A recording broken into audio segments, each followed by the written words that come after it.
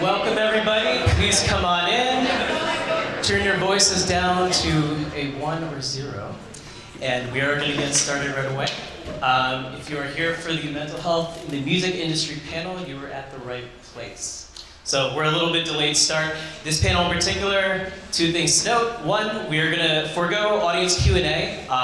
We're a little bit behind, but it'll be about 30 to 35 minutes or so. If you look behind you in the back, YouTube Health and Wellness will be live streaming this, so please be respectful, check it out, send it to your friends if you like. And we're going to be introducing Jennifer Leff, the moderator, and in this panel she's going to have everyone else introduce themselves. Lastly, this is we can't always guarantee a safe space, but a brave space. Please be intentional, be respectful, look out for yourselves, look out for one another, and enjoy. And thanks for coming.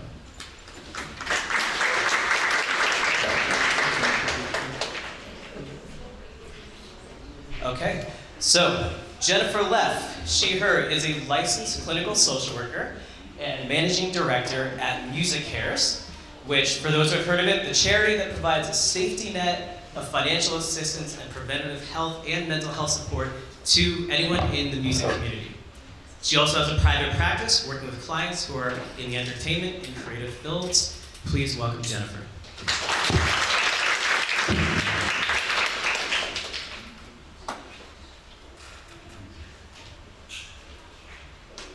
Welcome, everybody.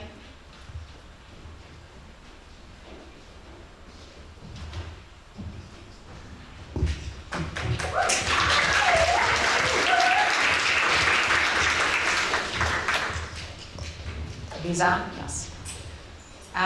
So just a little housekeeping. Unfortunately, Kevin Morby is unable to be here, and he's taking care of his mental health.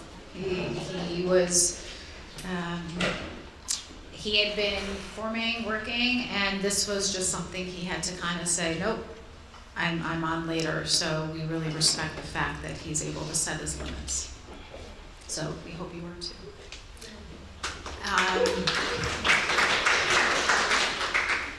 So before we start, I'm curious, just because it's a great full room, raise your hand if you are a music maker, musician. Okay. And how about just music fans? Friends of anybody up here as supporters? Great. Okay, it's nice to get a read of the room. I want to start by thanking Sound Mind Live and the incredible team that puts this all together. This is the 6th year that they've had a festival, and this is the 2nd year where it has been free and open to the community, which I think is pretty spectacular. So thank you to that team. And thank you all for coming out and recognizing the importance of mental health and the power of music and just coming together as a community. Briefly, I want to tell you about me and Music Cares. I've been at Music Cares for 13 years, and for those of you who are unfamiliar, we are the charity of the Recording Academy, and that's the organization that puts on the Grammys. And we provide a network of supportive services for the large ecosystem of the music industry. So this panel is very near and dear to my heart. I think back to, I would say the last 6 years, a little pre-pandemic, is when we started to see an uptick in conversations around mental health in the music space. Here and there, conferences would start having one session on mental health or somebody talking about addiction. And we've since seen a phenomenal uptake, and we need to continue that. So thank you to Sound Mind Live for really bringing this to fruition and making that happen.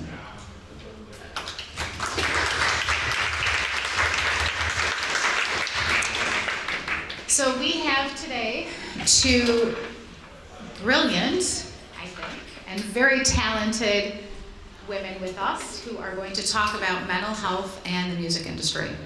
So we're just going to jump right in.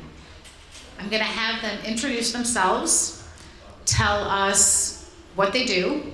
We're going to get into the organizations a little bit later, but they'll give a little background about what they do.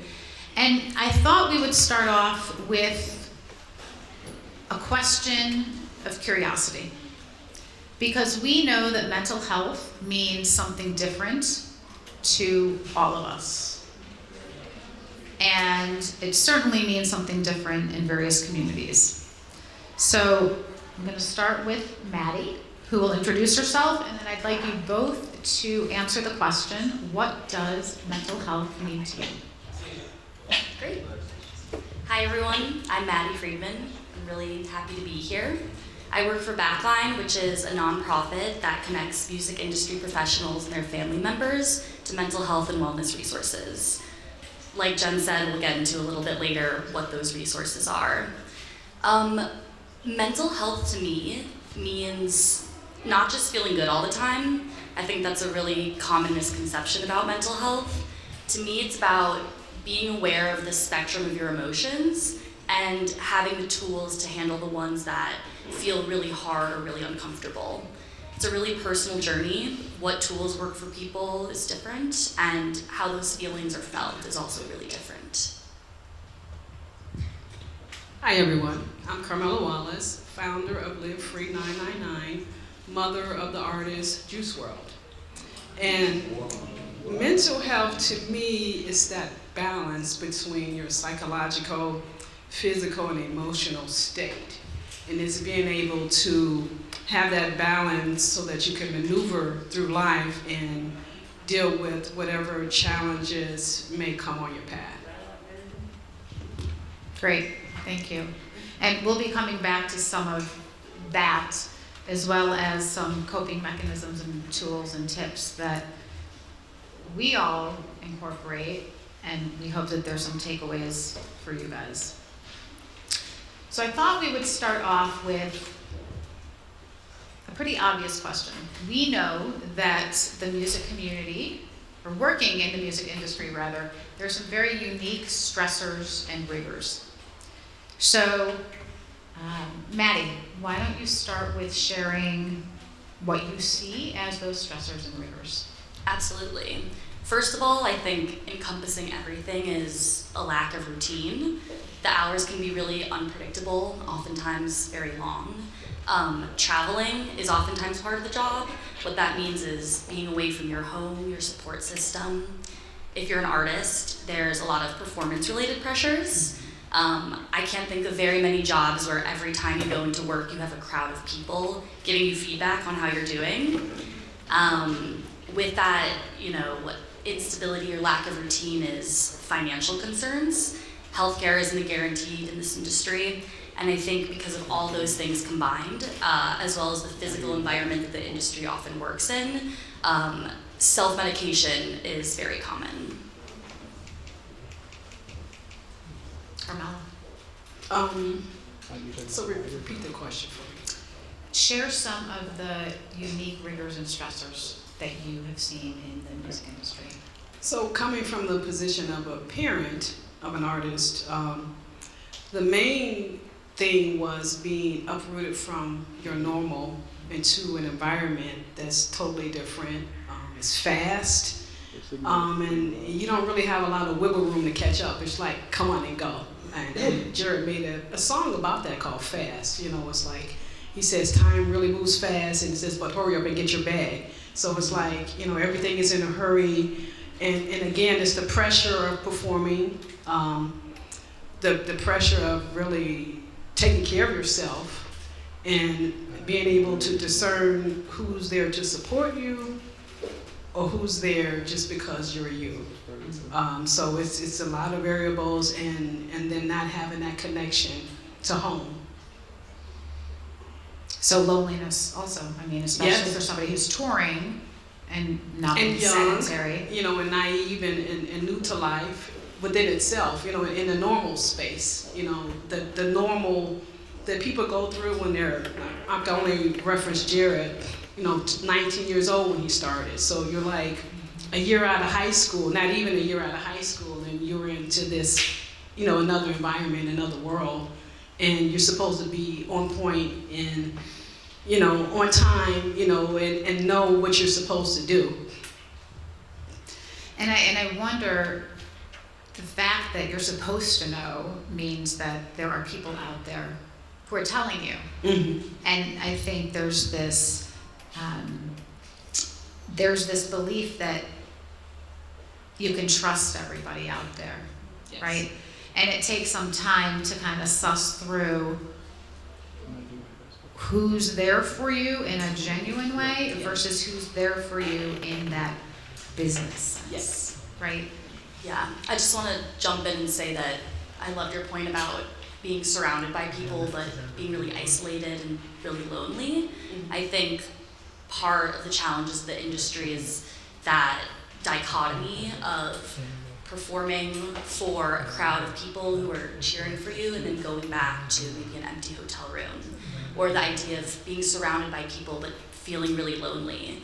It can be hard to balance those two things and find a healthy middle ground. And feel okay with that middle ground, right? So, Maddy, let's talk a little bit about Backline, because Backline provides this incredible buffet of services to the music community. So I'd love for you to really share some details about Backline, and then also talk a little bit about themes that you're hearing and maybe some shifts that you've seen in the time that you've been there. Yeah.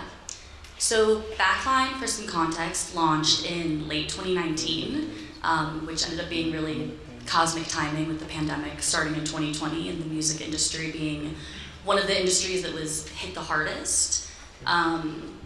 Our core programming is case management, which is a one-on-one call with a licensed clinician who assesses your mental health and wellness needs. From there, they will create a custom care plan that includes a list of referrals to people that have been vetted by Backline as having an understanding of the industry. So we, since 2019, have given out 1,500 plus custom care plans, and we have a nationwide clinical network of over 800 providers. On top of that, we offer virtual communities 3 times a week, which operate similarly to support groups. As we discussed, the industry can be really isolating, and so the idea there is having a safe space with people who are going through similar experiences. Oftentimes the clinicians aren't, they're mostly even just listening, and a lot of times it's your peers who can provide feedback or just validation that what you're going through is something they've experienced too and have come out the other side. We also offer a suite of wellness offerings ranging from breathwork, mindfulness, yoga, binaural beats, and we give out care packages to touring individuals as like a little pick-me-up on the road.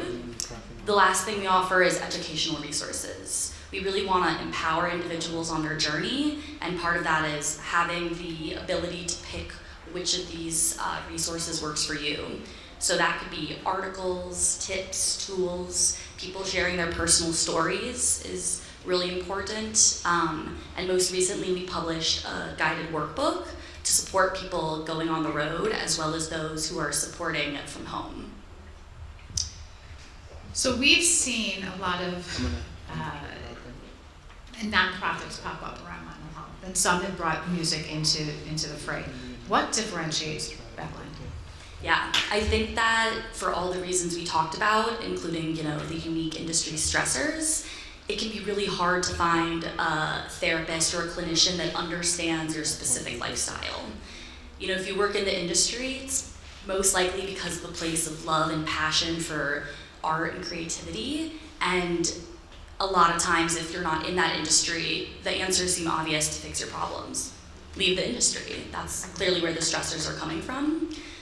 We really firmly believe that that's not an answer, and I think as lovers of music and creatives ourselves, it's really important to instead change the industry to make it safer and more supportive.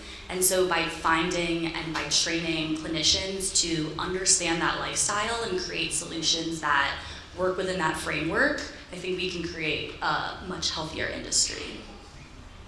And I think to that point, even having a therapist who understands, I just got called out on tour, and that therapist, you know, if we were all to go to therapy and cancel the night before, the therapist is going to charge us. Now, this therapist from Backline might have a different way to handle that, and to recognize that the scheduling can be different. And I think that's helpful in terms of not turning people away and leaving a bad taste about what therapy is. Absolutely. That's common feedback that we get, is that before using Backline's resources, they had therapists who just didn't really get it. Also with a touring lifestyle, you know, you need care that's consistent across state lines. And besides that, you know, health insurance, like we talked about, is frequently not an option. And so we make sure that the therapists that you're referred to either accept your health insurance, or if you don't have insurance, they offer a sliding scale Backline rate. So it's really about making these systems work for the individual. And you know, there's so many resources out there, and the way I see Backline is just kind of clearing the cobwebs of these barriers that exist not only in the industry but across society. Thank you. So Carmela, that leads us to Live Free 999. You know, Jared's music supports a countless number of individuals. And what's amazing is that it continues to really meet people where they're at. And I think when we talk about mental health and we talk about support, we need to be met where we're at, and we need to be mindful of language, and we need to be mindful of how different communities view mental health. And that music just hits the mark. And Live Free 999 continues to convey those messages with its impact. So share about, for those, many people here might not know what Live Free 999 is, so please just give us everything you can. Sure. So I started Live Free 999, and I actually remember the moment when I decided that I needed to do something. I was reading emails from fans telling me how impactful Jared's music was, and some were saying things like, you know, he helped me with depression, he helped me with anxiety, and others are like, he saved my life, he stopped me from committing suicide. And I just felt like it was a void, and I felt like it wasn't a voice to talk to those who were hurting. So I felt like I needed to do something. So I made the decision to start Live Free 999 to let those know that they're not alone, and to encourage people not to suffer in silence. And basically what I did was, I took the message that Jared started and just keeping it moving, keeping it going. He was very in tune and in touch, and just open and transparent with his mental state and why he medicated. And I felt like, you know, I need to do something. You know, I was concerned about those who were treating themselves the way he was, you know, medicating, and those who are just suffering in silence, thinking that they're alone. So our goal is to normalize the conversation around mental health, remove the stigma, keep people talking, and let them realize that they're not alone. And we do it with partnering with organizations who have proven methods in place to help people. We don't have to reinvent the wheel. So we issue grants, and we have partnerships. And one of the biggest partnerships we have is with Crisis Text Line, who provides a safe space for people to reach out and chat with someone if they're in a crisis. They need to speak with someone, and it's confidential, it's free, it's available 24/7, and there's no limitations on who can reach out to it. So I know you mentioned insurance. Insurance is not an issue, it's paid for, it's free, and you don't have to worry about the judgment of, you know, or even the fear of facing someone having to say, I'm not okay. So our goal is just to remove those barriers and make it a little easier for someone to start the process of getting help. It's not the end, but it's a beginning step. I love how it's not the end. It is just the beginning, and it will front baby steps forward, baby steps backwards. So as a mom who lost her son to addiction and who knows very well mental health struggles, what do you want people to know? So I want people to know that it's okay not to be okay, and really just not to suffer in silence and to get help.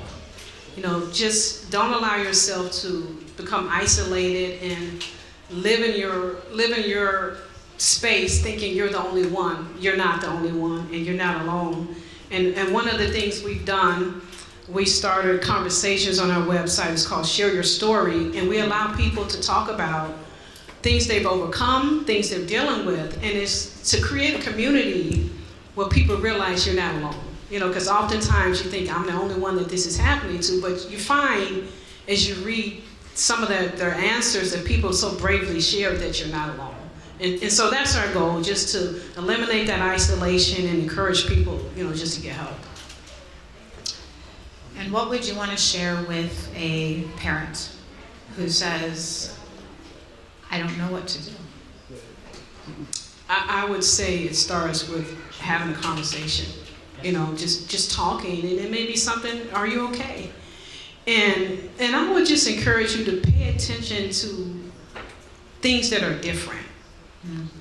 As I look back in hindsight, things that are different in their personality, things that are different, and just encourage those honest conversations, but you have to take the judgment out and you have to listen. I think those are key, because it's about building trust and making your child feel comfortable in talking to you, because they're going to talk to their friends, they're going to talk to someone, but you want them to talk to someone who can give them the resources that they need to get help. Guidance. Yes. Guidance. So based on what you just said, I'm thinking about the parental figure and the people who are supporting those who might be struggling with mental health challenges. Yeah. Do you have the name of it? The caretakers. So can we talk a little bit about what are supports for caretakers? Because that's a whole other demographic that I think is often forgotten. It's the old adage of, put on the face mask on the plane before you put it on your child. How do we let people know it's so vital to take care of ourselves as well? Because I'm thinking about, we see all these stories about the artists, but the artists, that's like their one identity. They have all these other identities. They might be a parent, they're a child, they might be a partner. And all those other people in that little mini ecosystem, they too are affected by mental health struggles. So if you could each talk about maybe your experience and then how Backline supports those individuals as well. Sure. Well, it was a challenge. Jared had ADHD coming up, so I had to manage him differently anyway. I always basically had to have a plan for him, making sure he was organized, just to keep him on track. So that was really difficult for me, because I felt like I could not control, what was going on around him. And honestly, I don't know if I ever found the right answer for that. Eventually people came around that I could trust and that I could talk to, for help and for guidance, but I don't think I ever really mastered that one. That's why I'm happy that you're here, because your organization would have been a big help, that we definitely would have taken advantage of. Yeah, I think that oftentimes the spotlight is on the artist, and that's because, the artist is the start of this ecosystem, from the touring crew, managers, labels, and so that's a lot of pressure on that one person. But what you're not seeing is all the support systems that are holding this person up, as Carmela spoke about. So Backline's really proud to offer our resources not only to anyone that works in the industry, but family members as well. I think that in order to support someone who has so much on their shoulders, you need to be supported yourself. I think that a lot of times people really focus on the person that's doing the work in the industry, but when someone's on tour, what you're not reading about is the partner that's at home, maybe raising the kids. That's part of being an industry professional. That person is still supporting their partner and allowing them to go on tour and provide this art to so many people, but they're really not often considered in a lot of these conversations. And reintegrating back home and making sure that it's a safe space on and off the road is really crucial to keeping things healthy for everyone. So like I mentioned, all of our resources are available to family members, but we also have specific resources as well as a virtual community that is specifically for support systems of industry professionals, because it is a really unique experience and can feel just as isolating as being a person in the spotlight. It makes me think about, I've heard some artists say it's more of a transition to come back home after they've been out on the road, because now they have to really reintegrate into their family lives. And that family life has had their routine, right? And so unless that family has some really good coping mechanisms and communication, it can be tough. And I was at a conference years ago, and there was a gentleman who talked about he would come home and he would go into a hotel for 2 days because he needed to decompress. His partner had 2 days to kind of prep for him, and they really had this system of how they were going to reintegrate into their lives off the road. Now that's somebody who has resources, right? Not everybody is going to be able to go hang out for another 2 days in a hotel. And so I love that there are these other options that people can put in place, because we know resources lack. Yeah, I think similarly to just the whole experience of a mental health journey, everything is so individual in terms of what will work and what won't. And so this past year, Backline published what we call the Touring Notebook, which is a guided workbook that has activities to help with communication and relationships before, during, and after tour.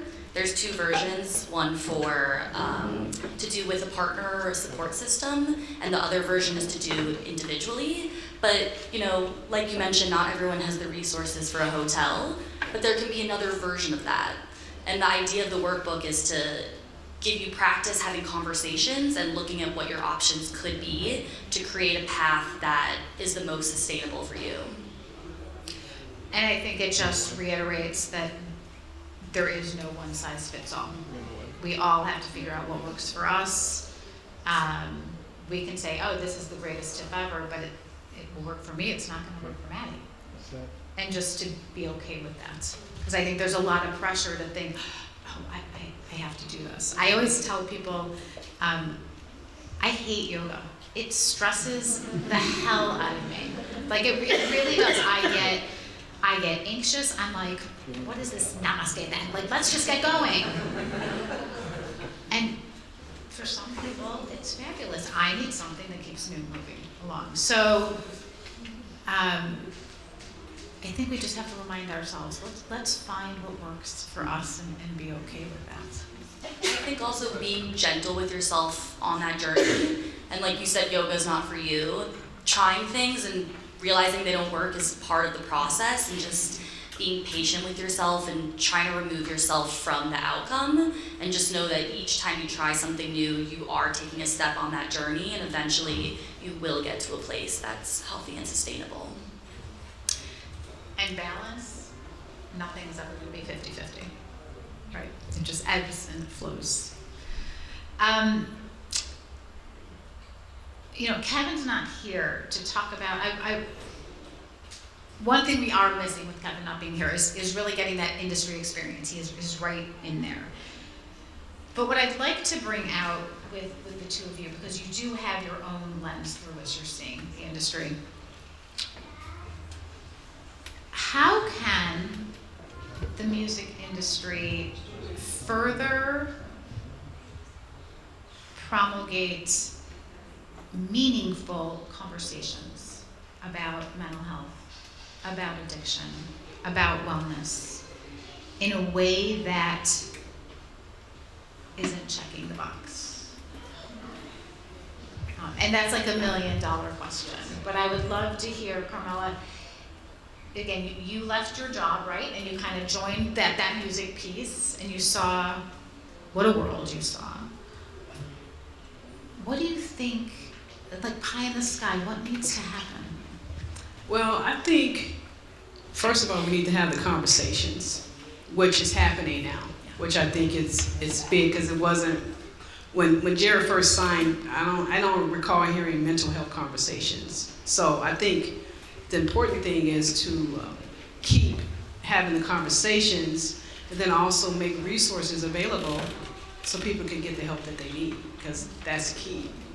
To put it as an ongoing, something that needs to be addressed ongoing. It's living and alive, and it's not going anywhere. So I think just taking the steps to making sure people have the things that they need to be okay. Agreed. I think that, being honest and being vulnerable is the scariest and most important thing that anyone can do, whether you're an industry member or outside of it. Could be as an artist talking to an audience full of people about your emotional experiences, or it could be one-to-one, just to a friend or a coworker. I think that the more these conversations are normalized, the more that someone who's going through it understands they're not alone, that there are resources out there and that they'll get through it. I also think that, it is about, if you're in the power and the position to draw a hard line and advocate for yourself on behalf of others, if you're an artist and you feel that the touring schedule is too much for crew, using the power you have to advocate for those that might not be as empowered is really crucial. And I think that, each time these things happen, whether they're in micro events or macro, we're seeing that shift slowly towards a healthier industry. So let's pick up on that idea of crew. Because I always think, if you were backstage, you would be amazed at seeing what they have to do in order to put on what you're seeing, right? How do we support the crew? Because sometimes they are kind of left behind. And I would love to see artists and managers and labels, exactly to your point, it's this living topic from the day that they leave, from the day they get back, and from the debrief, and always checking in with each other. Yeah, I think one of the challenges there is that just the hierarchy generally of the industry, oftentimes there's not full communication between everyone. It's very siloed between departments. So I think we're seeing it more and more, but having a general advocate that can be the point person for everyone, or having the heads of department who have a meeting weekly, daily, whatever it might look like, even if it's just an hour a week to talk about open space for anyone that has these concerns. I definitely think that it's a very top-down situation, and if you are able to show everyone that everyone on a crew, everyone on a team has a place there and has a voice there and is important. I really think that resonates throughout the whole ecosystem. And sending that message that it is okay to not be okay. And not to question it if someone comes to you, right? You want to be authentic and real, and yeah, go take that hour if you need to, right? How are we doing on timing? So, as we wrap up, I would love to hear from each of you. Give me a couple, I think about the toolbox, your coping toolbox. Give me a couple tools, tips that you incorporate into your wellness repertoire. Sure. So me, I think number one is being in touch and being honest with the way I feel is number one. And number two for me is having a solid prayer life. You know, that place where I could get that release I need and get that confidence and that comfort that I need to get through, you know, that next moment, and just having solid people in place that I could talk to. I love that. For me, it's breath work and meditation, which I don't think is so different than Carmela's answer, just a very different flavor of it. Breath work and meditation is free. It's accessible to everyone.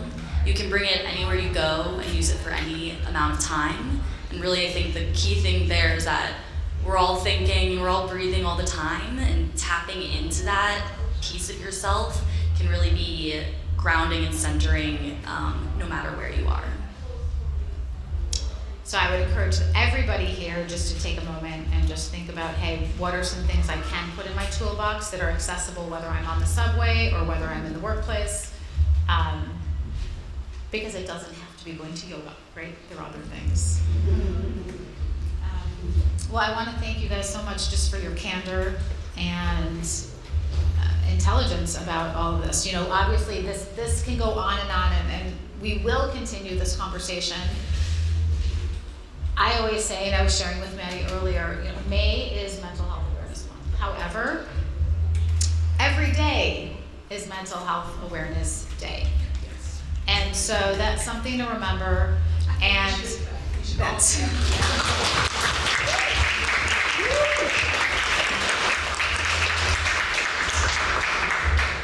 And I say this from the bottom of my heart. We don't know what the other person is thinking, feeling, and it makes a huge difference just to say to somebody, hey, how are you doing? And to really listen to it. And alternatively, if you are that person who needs to be asked, find someone and just say, I need you to check in on me. It's hard for me to ask you, but I need you to check in on me. Because that's how this communal effect works. So thank you, everybody. We hope you really enjoy this fabulous day. And thank you for supporting Sound Mind Live.